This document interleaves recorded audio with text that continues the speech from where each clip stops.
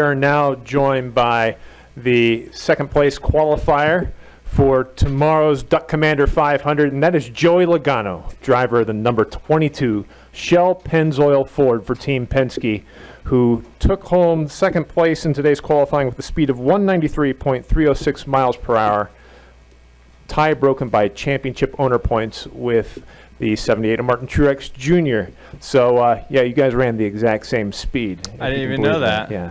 Huh. Yeah, so what was behind all that speed in your car today? Well, it wasn't enough, if you ask me.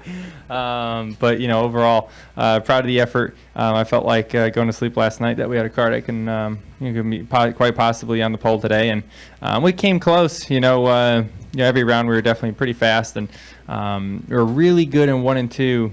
The first 2 rounds, and 3 and 4 we lost quite a bit of speed to the 19, and the last run was the complete opposite. I went into 1 and 2 and didn't turn like I expected it to or like it was, and then we fixed the car in 3 and 4 to where it did what it needed to do down there. So just kind of flip-flopped the last run. It was second either way apparently, but just if we could have both, we would have had something for Carl there. But second's not awful.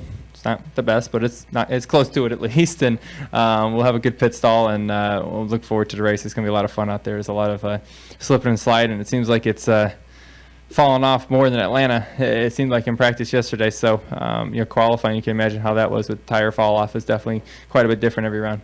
Good deal. We'll open the floor up for questions. If you have questions for Joey, please raise your hand. We'll get a wireless mic to you.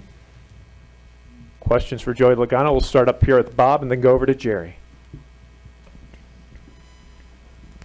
Bob Hockers, ESPN. How pivotal is this race with it being kind of the only intermediate over 2 months as far as kind of things that you might be trying for the intermediate tracks with this package? I didn't know that, but I think it's just we attack it the same way we always do. Whether we're at Martinsville or Talladega, it's all about trying to maximize the potential out of our car, and it takes something different everywhere we go. So to answer your question of being one of the few mile and a halves in the schedule here as of late, and we're constantly trying new things and constantly trying to see where we stack up. We're still early in the season with a new rules change, and setups are changing a lot quickly as people find kind of what the new packages that works for these cars, or as aero development continues with this new package, and people figure out what it takes to maximize the performance out of the car. So still a lot of low-hanging fruit that we can grab with this new rules package. So it's about staying on your game right now and being able to develop as quick as or quicker than anybody. Go next to Jerry, then to Daniel, and then to Chris. Jerry Fraley from the Dallas Morning News. Just wanted the first night race of the year. Is that a easy transition, difficult transition, somewhere in between? Nothing big there. The nice part is actually we're going to have a later practice than what we typically do, so the track will be closer to what we race at. Typically, when we have night races, we still practice in the heat of the day, so it's a really big guessing game on what the track's going to be like when the race starts. So we'll have a closer idea this time, which is nice. As far as a night race, it affects your rhythm a little bit as a driver and preparing for a race. Obviously the mornings are a lot more relaxed than what it is if you were racing at 1 or 2 o'clock, and obviously that changes it a little bit, but it's like you have a night schedule and a daytime schedule for races as a driver, kind of as your prep stuff. Go over to your right, to Daniel, then to Chris, and then up front to Reed. Daniel McFadden with NBC Sports. Joey, when Brad Keselowski was voted to the Drivers' Council a while back, both you and him said you were surprised that happened. Why is it a surprise that the 2012 Sprint Cup champion and one of the most outspoken drivers in the garage would be elected to the Drivers' Council? Well, what do you think? I think he's been a great addition to the driver council for sure. He's taken that role and being it in the Brad way, the way you would expect Brad to. He he attacks the position there and in that role, and really has become one of the leaders of the council fairly quickly. So kudos to him for that. And I think a lot of people seeing how he is, and it wasn't a surprise to me. to have him on there. I think that was good. I think a lot of people maybe not know him as well as I do, and the way he handles situations and meeting scenarios. I think he does a really good job in meetings and stuff like that. So, and really bringing up good points that are outside the box. And I think he does a good job at that. So I think he's a great addition to the council for that reason. And I think now that he's in there and a lot of people have seen that, I think that be a spot for him into the future, I would assume. Go next to Chris here in the middle, and then up front to Reed. Chris Knight, catchfence.com. Joey, some of the drivers compared the cars and the track conditions similar to what we saw at Atlanta. Do you expect the same tomorrow night with the package?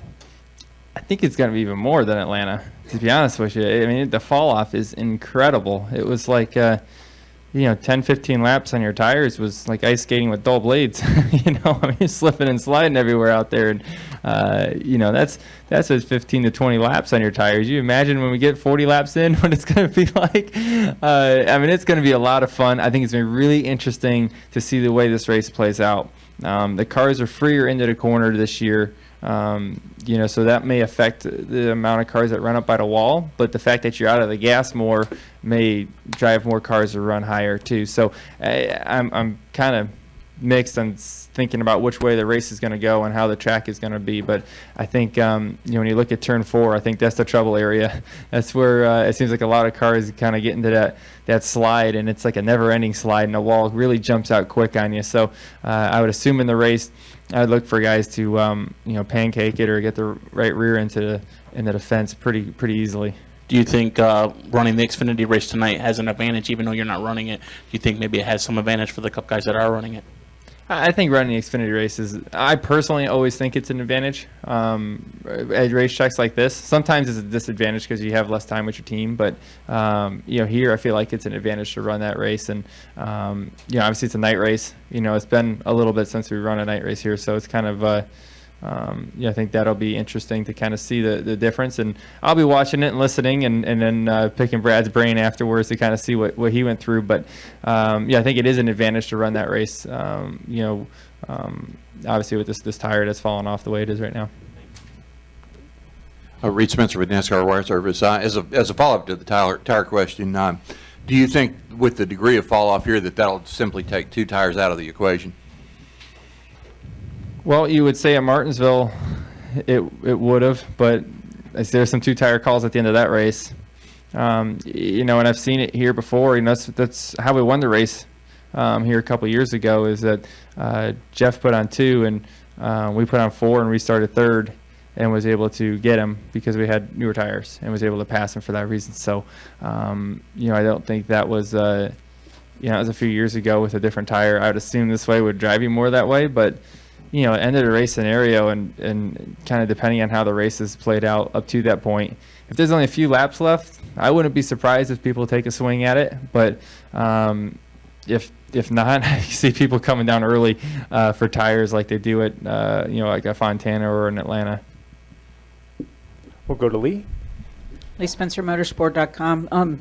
Listening to you on the radio last week, you said you really didn't have solid drive off, but it was so uncharacteristic of how you've run lately at Martinsville. Have you guys gone back and figured out what went wrong?